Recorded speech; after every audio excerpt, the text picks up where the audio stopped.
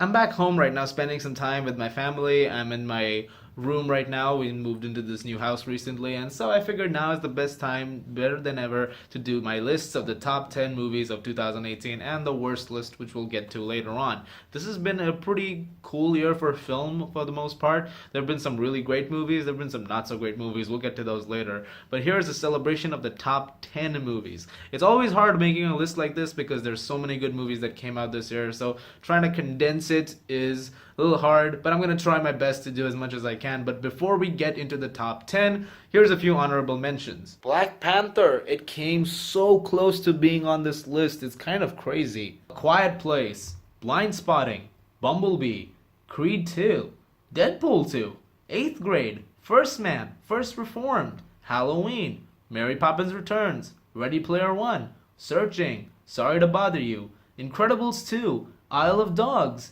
Ralph Breaks the Internet, and, surprisingly, Aquaman, a film that I really enjoyed watching actually. Each of these movies was really great, and I wish that they made this list. However, it only comes down to a few movies.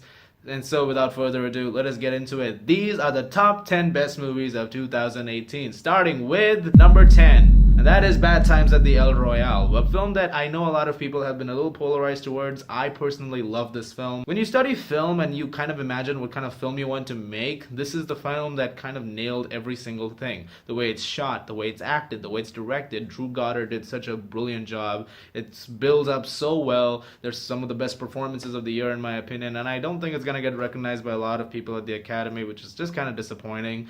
But if it does, hopefully, please, this was a fantastic movie, and Chris Hemsworth's probably best performance of his career here. Number 9. At number 9, we have Hereditary, which, in my opinion, was one of the best horror films I'd seen in many years. This film actually creeped me out. True story, I couldn't actually walk around in my house with a slightly dark corridor. It has one of the scariest shots I've ever seen in a film. It's very subtle, but every time I would walk up and down a corridor, I would keep a light on so that I wouldn't, imagine seeing the certain thing that I was worried about seeing. So I'm kind of glad that did not happen. But this film was beautifully done, and again, some of the best performances of the year.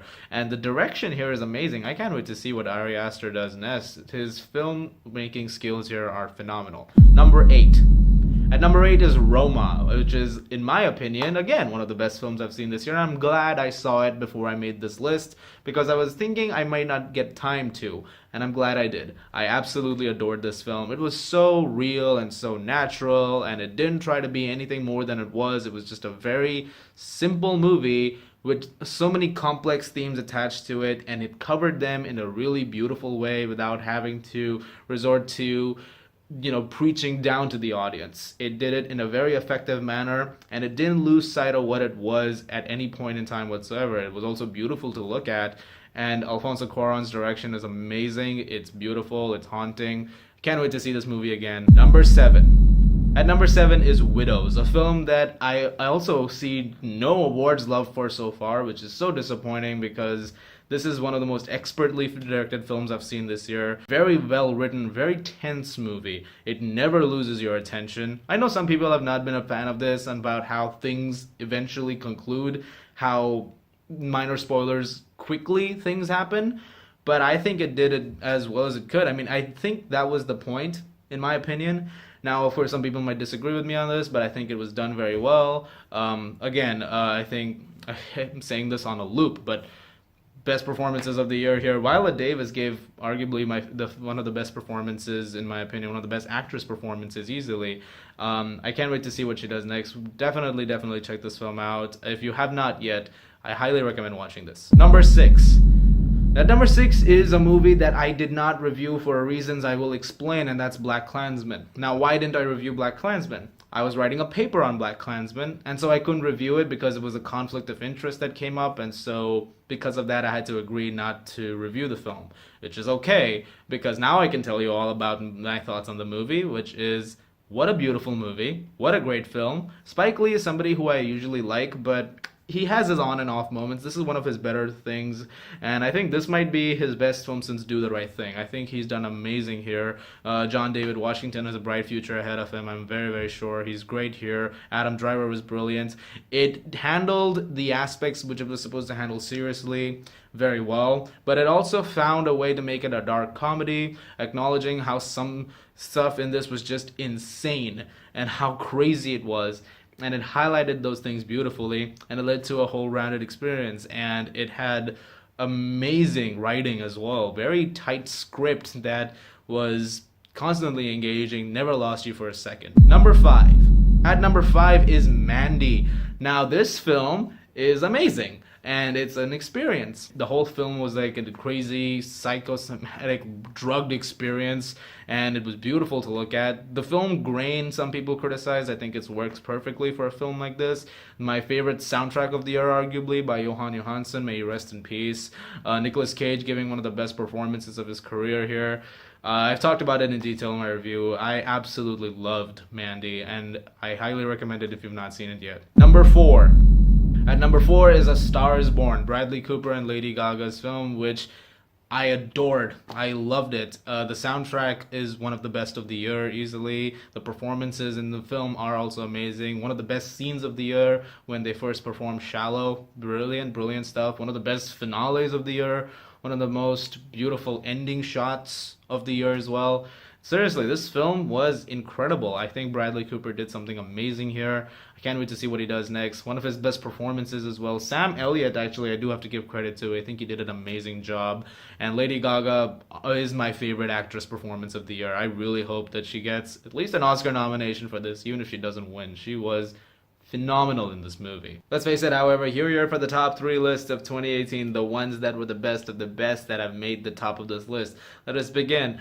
You already have a hint of what's number 3 right there. Number 3. At number 3 is Avengers Infinity War. Just simply on how it managed to accomplish what it was setting out to do.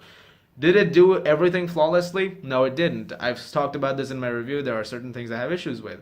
That said, the fact that it managed to pull off as much as it did is kind of a miracle. The film is incredible in that sense. It's got masterful direction from the Russo brothers. They've done an amazing job here. Some of the sequences are some of the best Marvel has ever had. The motion capture for Thanos is exceptional work. Josh Brolin's performance is chilling stuff. The musical score by Alan Silvestri as well is beautiful stuff. The cinematography is some of the best Marvel's ever had. I can't wait to see Avengers Endgame. I can't believe that we're here. We actually have movies like this. I can't wait to see what they pull off with Endgame. Like, this is crazy. What is left? Where can they go from here? It's amazing to think about. Number 2. At number 2 is Mission Impossible Fallout. I adored this movie. I did. I thought it was the best movie of the year until something else came out. And this film was amazing. This is an action movie masterpiece. This is the stuff Mad Max Fury Road people would love. This is the kind of film that, again, you try to make. It's very similar to what I said about Roma. You imagine making movies like this. The sequences are breathtaking. They're amazing. This film was absolutely brilliant. Tom Cruise giving the performance here, man. His work as a stuntman himself. At 56, he's being able to do all that is amazing. Christopher McQuarrie's direction is beautiful as well. That helicopter scene, my God, this film was amazing. It's honestly kind of flawless in my opinion. I really have no issues with this movie. It requires you to pay a little attention because it's a pretty complex plot, but that's not a flaw. That's just intelligent filmmaking. They want you to pay attention, and this film was amazing.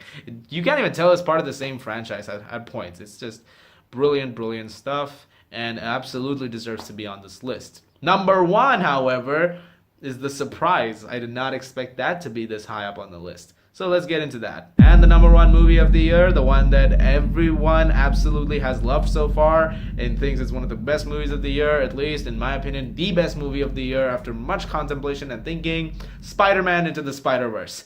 As a Spider-Man fan, 1, it's brilliant. As a film, it's even better. I've seen the movie multiple times now. I have analyzed frame for frame, at least tried my best to. I swear, on Blu-ray, I'm going to run this thing until it stops working. This film, again, it did something to the character which we've not seen before. It gave an excellent origin story to Miles Morales. You got a beautiful animation skills here. The animation is groundbreaking stuff. It's gorgeous to look at. The musical score by Daniel Pemberton, arguably, that is between this and Johan Johansson's Mandy score. This is between the best scores of the year. The soundtrack, the whole thing was brilliant. They even launched a Christmas album, which I mean, this film went all out. Body bells swinging through Midtown. It's a great ode to Spider-Man fans. It's a great setup for things we're going to see later on in the future. It's a film that understands the character, had some of the best emotions of the year, the best voice acting of the year, amazing characters, and I absolutely adored this film. It got me crying. It made me cry in a theater. How many movies can you say did that for you this year? A few, yeah, definitely, I'm sure. But this film, hands down, it absolutely did it in a beautiful way. Guys, thank you so much for 2018 so far. It's been a hell of a year. So much happened this year, and so much I'm thankful for. And let's see how this year ends off. We got one top 10 worst list to go. If you guys like this, please do subscribe, and I'll see you guys at the movies.